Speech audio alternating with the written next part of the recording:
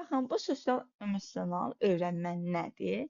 Biz ətrafda uşaqlar bizi necə görürsə, elə də öyrənir. Yəni Banduranın müşahidələr əsasında 3 öyrənmə modeli var. Canlı model, simvolik model, sözlü təlimat modeli. Canlı model məsələn digər insanları görürük, müşahidə edirik, ona deyilir. Baxın, tutalım ki, uşaq atasının deyək ki, saçını kəsdirdiyini görür, o da saçını kəsdirmək istəyir və uşaq atasının yemək yediyini görür, o da yemək yeyir. Yəni canlı qabağında bir rol model var.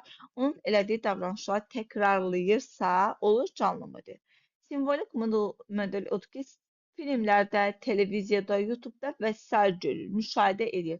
O hərəkəti, o bacarığı öyrənirsə, olur simvolik model.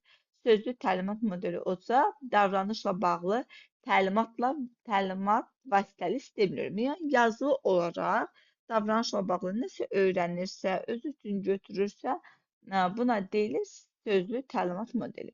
Banduranın 4 əsas şərti var öyrənmədə. Diqqət, saxlama, reproduksiya, bir də motivasiya. Diqqət odur ki, öyrənmək üçün müşahidə zamanı diqqətli olmaq lazımdır.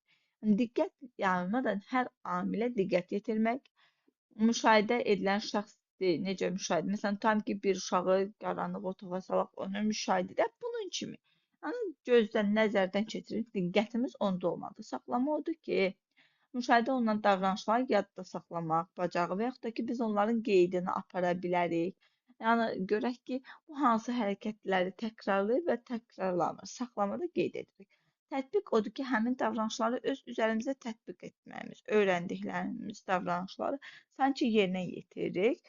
Motivasiya da bildiyimiz kimi həvəsləndirmə yolu ilə həyata keçirilir. Yəni biz burada müşahidə ilə öyrənmənin əhəmiyyətinin ən başlıca səbəbi motivasiya, şagirdi həvəsləndirmək və irəli götürməyə deyilir.